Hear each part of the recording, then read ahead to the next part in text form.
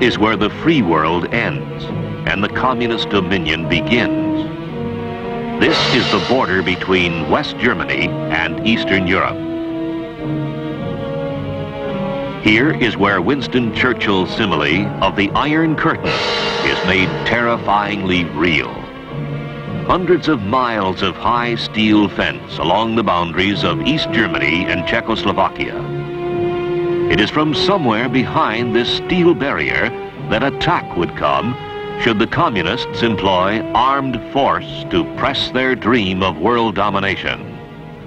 So it is that men of the United States Army patrol the roads along the fence, on watch day and night, keeping their vigil in the air as well as on the ground.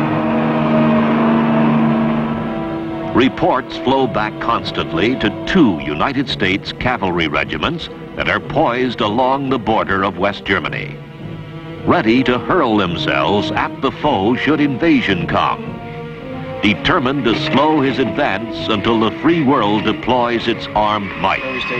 For this is the frontier of freedom.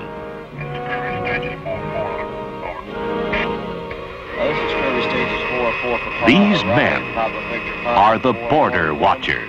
1 PS guard tower.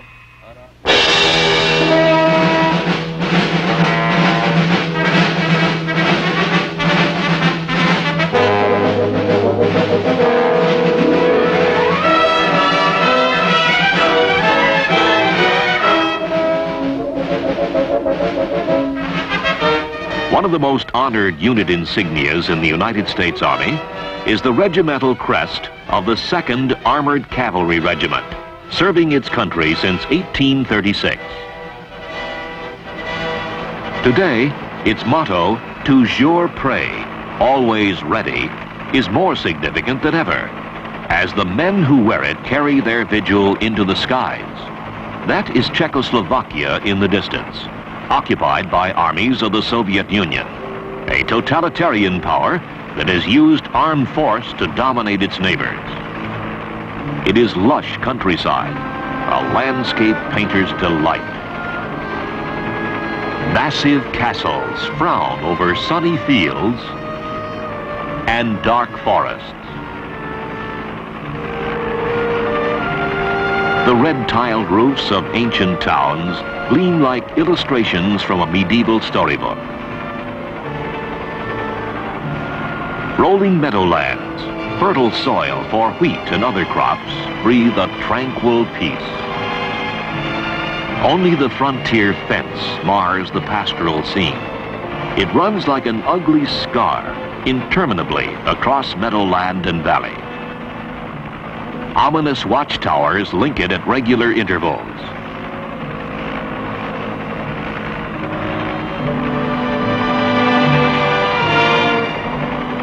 The high steel barrier dips into forests and climbs the mountains of the lower Bavarian Alps, right to the summit of craggy peaks, scarcely a stone's throw away from ski lodges that defiantly hug the slope.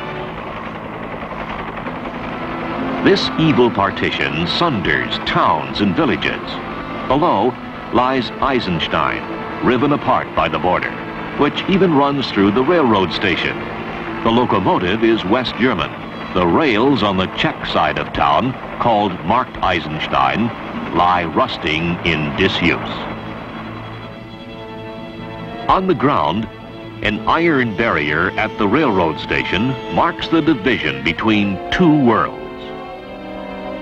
Even the waiting room inside is split in 2. A chain runs across it, warning that passage beyond is forbidden, an absurd yet sinister token of communist hostility and suspicion. The communist obsession with secrecy requires us to comb the enemy side for signs of suspicious activity. Vigilance is unceasing. Everyone is on constant alert.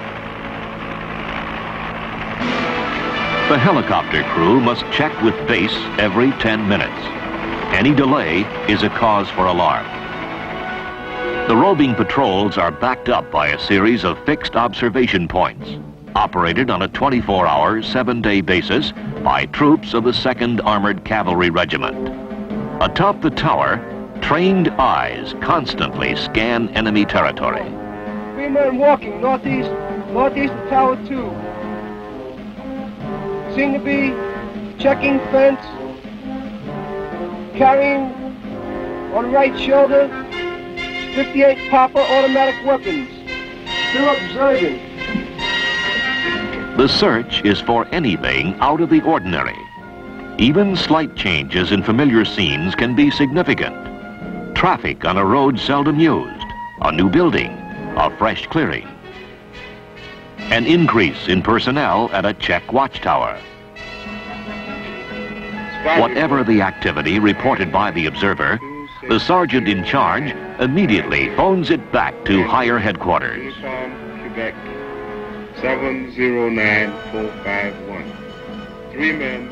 A photographic record of the activity is also made to be relayed back to base for study. When Greenfield.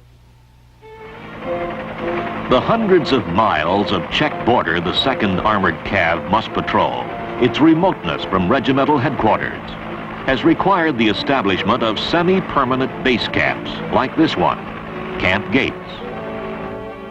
Line troops of the regiment rotate monthly duty assignments here, sending out mounted patrols and the men who man the outposts. It is at the base camp that each jeep patrol is carefully debriefed. Sergeant Farber, on your patrol last night, did you or any member of your patrol enter into Czechoslovakia? No, sir. Did you have any use for your weapons? No, sir. Did you fire them? No, sir. Did you at any time, you or your men, enter into the 50-meter zone? Yes, sir. Point out on the map exactly where. We entered the 50-meter zone at this location, and this location here. Were any of these points outside of your normal patrol route? No, sir. Then would you go into more detail on those personnel carriers which you spotted last night? Yes, sir. There were 13 personnel carriers, AT-64s at this location, loading on flat cars. There was approximately 30 men with them. About a platoon, then? Yes, sir. Could you tell whether or not they were Czech or Russian carriers? It was difficult to tell, sir, but I'm pretty sure they was Czechoslovakian. Very good. Thank you, Sergeant. Yes, sir. Cavalry means movement, and the border watchers must be ready to roll day or night. This constant readiness demands the highest quality of maintenance. The mechanics of the 2nd Cav perform prodigies of labor to keep equipment operational. The same sense of urgency motivates signal technicians. Operational standards are rigidly maintained by inspection teams from higher headquarters.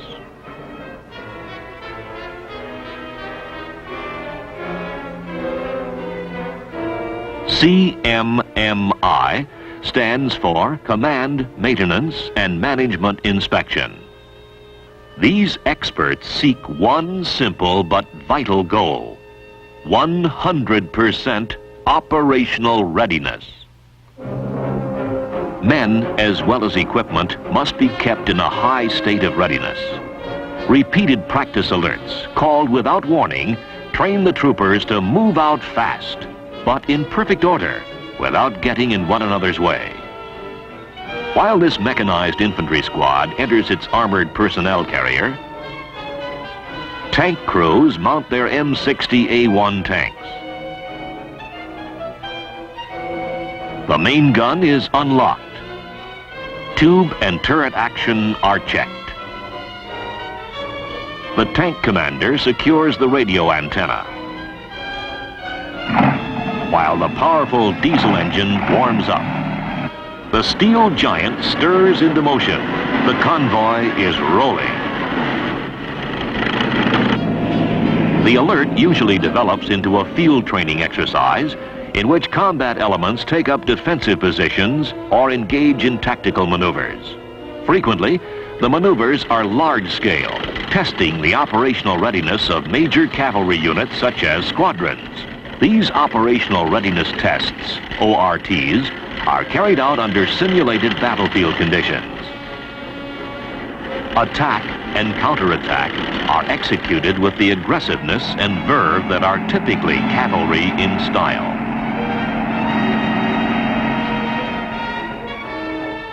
The maneuvers are often joined by West German paramilitary troops whose job is border defense. They are called Bundesgrenzschutz, BGS for short. Here, they are acting as enemy soldiers, a role they frequently reverse with their American allies. Although live ammunition is not used, the mock skirmish is fought in deadly earnest. More than skill in skirmishing is at stake.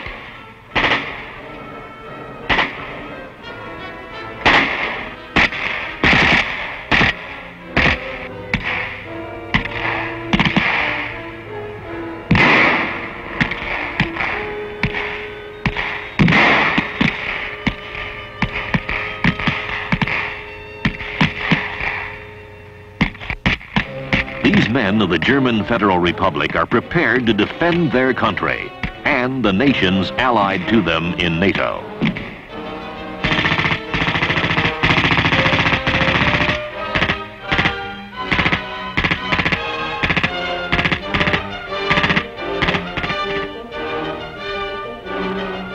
The performance of American troops is evaluated by umpires who roam the maneuver area.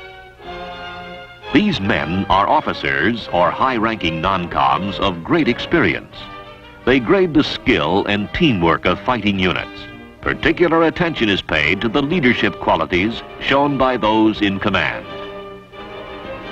Their reports go back for study to the regimental command post in Nuremberg. This is where the headquarters of the 2nd Armored Cavalry Regiment is located. It is in a former SS Kaserne in which Der Fuhrer himself lived when he came to this ancient city to address Nazi party rallies. The famous stadium where the rallies were held stands empty nearby. Once it rang with marching boots as 100,000 stormtroopers crowded its vast area. From this podium, Hitler exhorted his followers and received their frenzied adulation.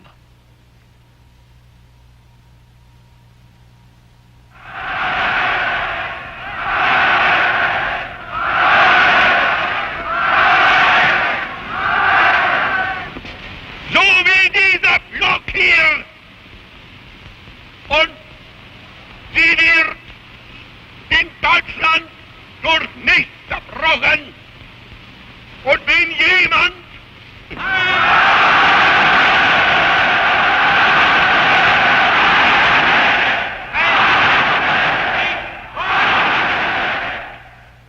in disuse since the Nazi downfall, the stadium today is a bleak expanse of quiet desolation, a grim reminder of how fleeting are dreams of martial glory and world conquest.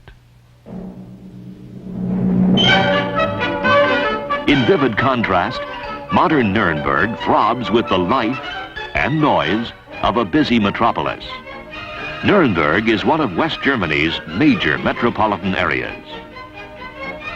Virtually leveled by Allied bombing raids, the famous medieval city has been meticulously rebuilt. No sign of devastation remains. Nuremberg is a favorite of cavalry troopers on leave. Its glittering shops, excellent and inexpensive restaurants, many theaters and nightclubs offer ample diversion from the strain of border watching. The 2nd Armored Cavalry Regiment has a vigorous recreation program. It is often combined with the goal of improving community relations. This soccer game is being played by German and American teams.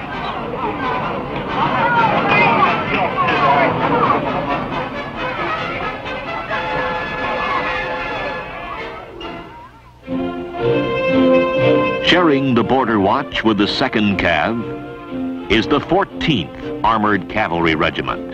It patrols a shorter stretch of border along East Germany, running north.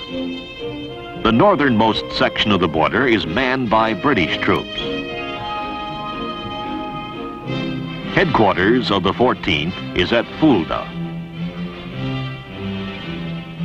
Since its squadrons are located close to the border, no advanced base camps are required. Border watch activity is carried out much like the 2nd Armored Cavalry Regiment. There are a series of fixed observation posts manned by troopers on 24-hour shifts. Here, too, the watch reports any and all activity on the East German side, no matter how routine or slight. There is an added stimulus to observation. This area of Germany is known as the Fulda Gap. Peaceful in appearance, it is an historical invasion route from the east. So the border watchers keep their powder dry and their weapons ready to use if need be.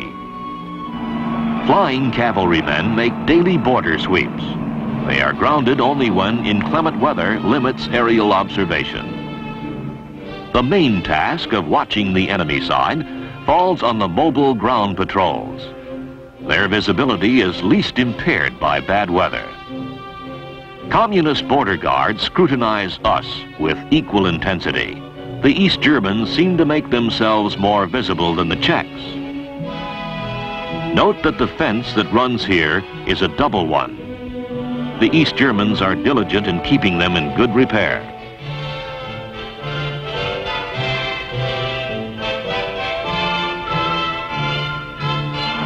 They also conduct surveillance from the air.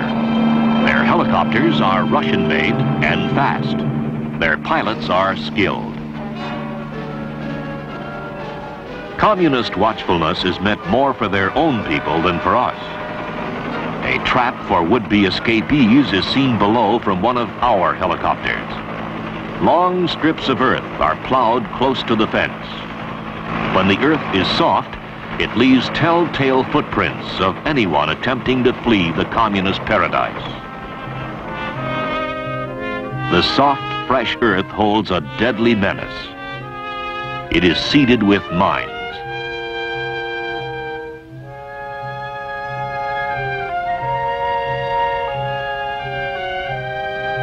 The warning sign is ours.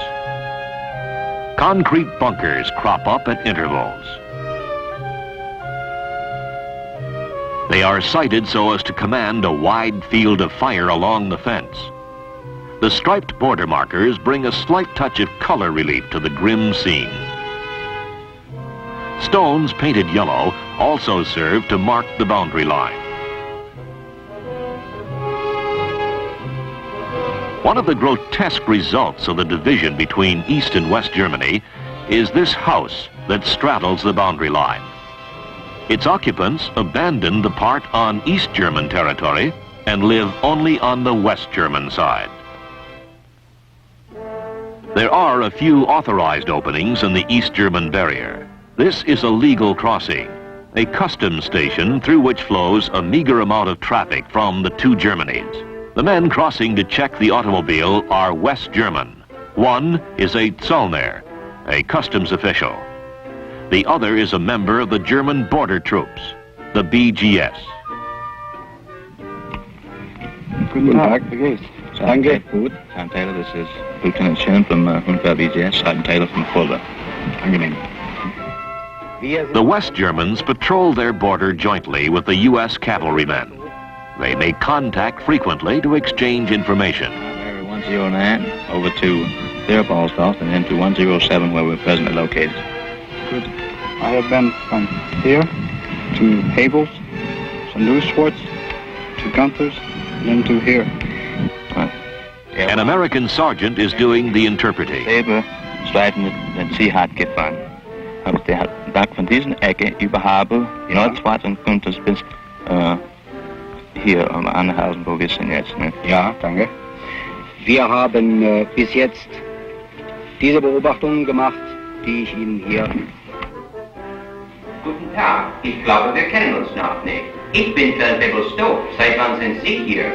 Guten Tag, ich glaube, wir kennen uns noch nicht. The 14th Armored Cavalry Regiment has been promoting German language classes among its troops with great success. How about my Bundesgrenzschutz? Es freut mich. Rauchen Sie? Es freut mich. Rauchen Sie? 3 weeks of classroom courses teach basic conversational German. It is supplemented by a special vocabulary of military and border watching terms. In the 4th week, Americans and Germans go on joint patrol. To promote speaking proficiency and mutual understanding, German and American Border Patrol units live and eat together. So, meine Herren, hier sehen wir den Richtauftakt vom Granatwerfer 81 mm. Wir können diese Seite verdrehen, einmal nach rechts und einmal nach links. The Americans also attend courses in German on weapons used by the Bundesgrenzschutz. This mortar is of West German manufacture. Der Werfer wird gebildet durch die Bodenplatte, das Rohr und das Dreibein. On exchange day, BGS soldiers visit the 14th Cav posts and vice versa. Here, a BGS captain explains to American visitors some features of a German patrol vehicle. But contact with Germans is not all military.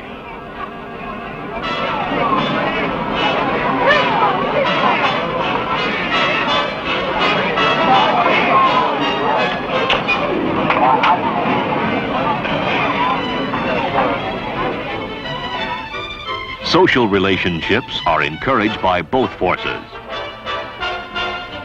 The 14th Armored Cavalry Regiment probably has the most outstanding record in German-American relations of all United States forces in West Germany.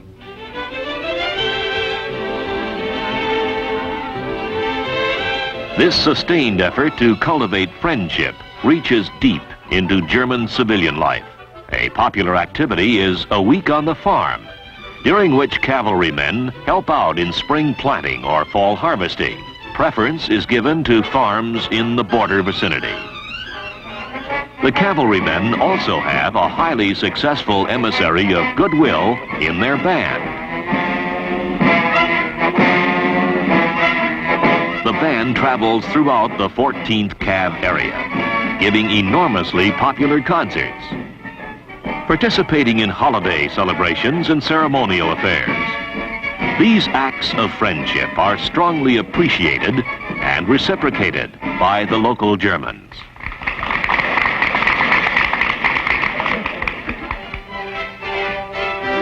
No city in West Germany is more hospitable to American soldiers than is Fulda, regimental headquarters of the 14th. Fulda is also one of the most attractive. Its municipal castle was once the home of Fulda's great prince bishops. It is considered to be, along with St. Paul's Gate and the Organerie, among the finest examples of German Baroque architecture. The magnificent St. Boniface Cathedral is an international shrine, since it houses the bones of St. Boniface. In stark contrast is this modernistic church. Parts of Fulda have a decidedly modern look. This is University Square, named after its centuries-old center of higher learning. The charm of Fulda and the friendliness of its citizens, that's the Lord Mayor addressing his people, is cherished by the 14th Cavalrymen. The bond is strengthened by a common awareness that the hostile border lies close by. That is why the 14th is in constant combat training. Like its sister regiment, the 2nd Cav, the 14th has a dual mission in Germany: to patrol the border and to carry out a delaying action should the enemy pour his massive strength across the border. The modern U.S. Cavalry Regiment is formidably equipped for this purpose. This impressive array of tanks and armored vehicles belong to just one line platoon. Each platoon is backed up by the additional firepower of a squadron tank troop. and the heavy guns of a self-propelled 155mm howitzer battery. Helicopters add an aerial dimension to its ground reconnaissance capabilities. Training in an armored cavalry regiment is rigorous. Tank men must pass an annual tank crew qualification course. Their effectiveness in simulated combat situations is carefully judged.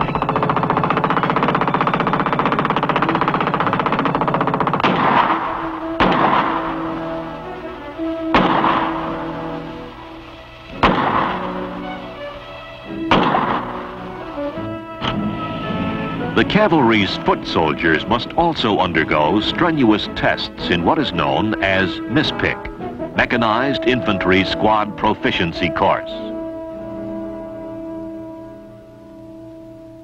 Like the tank crew qualification course, MISPIC sets up typical combat situations in which the squad leader and his men must display a high level of skill, teamwork, and aggressiveness.